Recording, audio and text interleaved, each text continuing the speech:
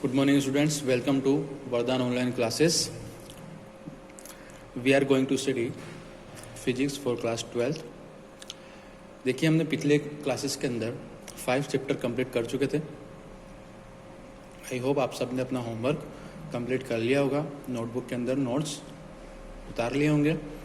आज हम चालू करेंगे चैप्टर नंबर 6 जो कि इलेक्ट्रिक सर्किट है. देखिए पिछले चैप्टर्स के अंदर जो न्यूमेरिकल्स दिए हुए थे कुछ मैंने सोल्व किए हुए थे और कुछ आपको होमवर्क दिए थे. अगर उनमें कुछ प्रॉब्लम आ रही हो तो वो उसका मैं अलग से वीडियो बनाऊंगा और उसको सोल्व करूंगा. आपको न्यूमेरिकल की कॉपी के अंदर उसको नोट करना है. तो जो चैप्टर नंबर 6 है वो है इलेक्ट्रिक सर्किट.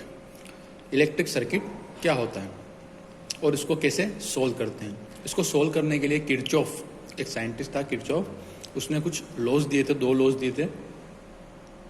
उसके अकॉर्डिंग हम उसको सोल्व करेंगे. First law, Kirchhoff first law जो है उसको जंक्शन लॉ भी कहते हैं. आगे हम देखेंगे जंक्शन क्या होता है. जंक्शन लॉ और किरचॉफ फर्स्ट लॉ ये यूँ कहता है the algebraic sum of electric currents at a junction is 0. यानी किसी भी जंक्शन पॉइंट पर, मैं आपको बता देता हूँ जंक्शन क्या होता है, कि अगर एक से ज़्यादा ब्रांचेस किसी एक पॉइंट पर 3 से ज़्यादा, कम से कम 3 होना चाहिए, 3 से ज़्यादा ब्रांचेस किसी एक पॉइंट पर मिलती हैं तो वो पॉइंट जो होगा वो जंक्शन पॉइंट होगा. जैसे यहाँ पर समझते हैं कि यहाँ पर 5 वायर्स हैं, वो एक ही पॉइंट ओ पर मिलते हैं तो ये ओ जो हुआ वो क्या हो गया, जंक्शन पॉइंट. तो किसी भी जंक्शन पॉइंट पर करंट का एल्जेब्रिक सम 0 होगा.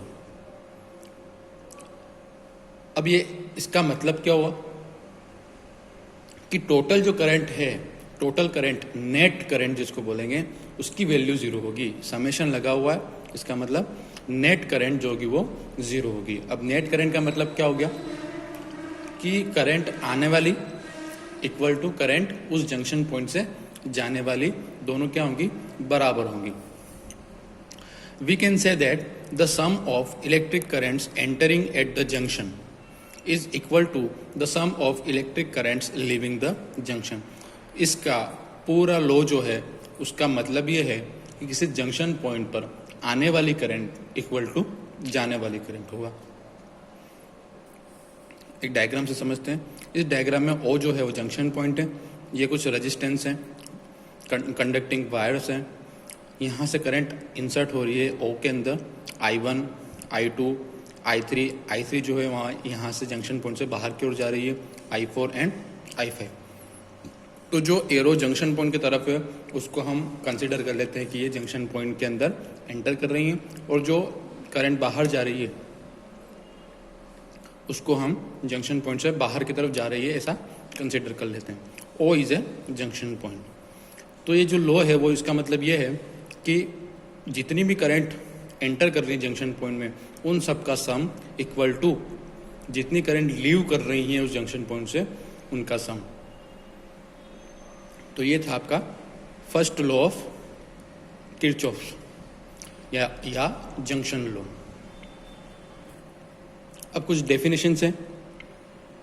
जैसे जंक्शन मैंने बता दिया कि ऐसा पॉइंट जहाँ पर कम से कम 3 या 3 से ज़्यादा ब्रांचेस कट करती हैं या मिलती हैं, उस पॉइंट को जंक्शन पॉइंट कहते हैं.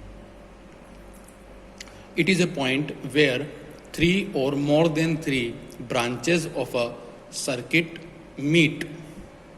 जहाँ पर 3 से ज़्यादा ब्रांचेस करंट की मिलती हैं उस पॉइंट को जंक्शन पॉइंट कहते हैं. नेक्स्ट है ब्रांच.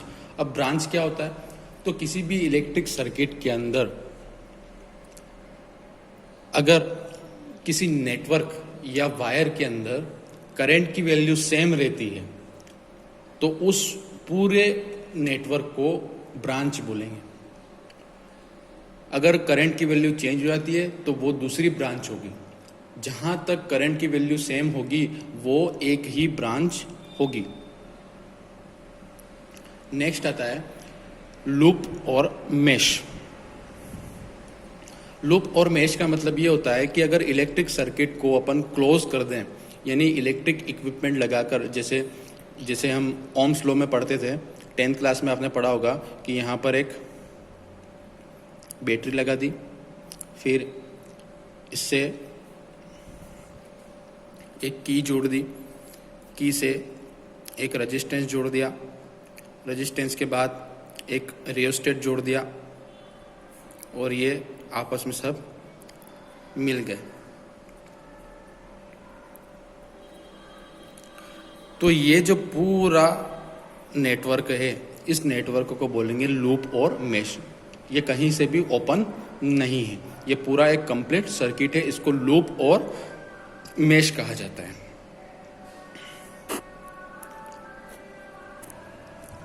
नेक्स्ट आपके लिए एक होमवर्क है, इसी किरचॉफ्स फर्स्ट लॉ यानी जंक्शन लॉ के बेस पर एक क्वेश्चन है, find the value of I in the network as shown in the figure. ये जो फिगर दे रखा है उसके अंदर ये आई की वैल्यू फाइंड करनी है। इसके अंदर मैं आपको एक बार समझा देता हूं। जंक्शन, 3 जंक्शन दे रखे हैं, जैसे ए है, बी है और सी। हर जंक्शन पर करंट की वैल्यू, यानी हर जंक्शन पर किरचॉफ्स फर्स्ट लॉ लगाकर हम नेक्स्ट करंट निकालेंगे। जैसे यहाँ पर इस जंक्शन के अंदर एंटरिंग द करंट और leaving the current, entering the junction and leaving the junction, दोनों इक्वल करके हम एक्स की वैल्यू निकालेंगे। एक्स की वैल्यू फाइंड होने के बाद यहाँ पर भी, इस पॉइंट पर भी जंक्शन लॉ लगाकर वाई की वैल्यू निकालेंगे, और यहाँ पर लास्ट में फिर आई की वैल्यू निकालेंगे। एक बार आप कोशिश करिए, नहीं होता है ये सवाल तो मुझे मैसेज करिए पर्सनल, मैं आपको नेक्स्ट वीडियो के अंदर इसको समझा दूंगा।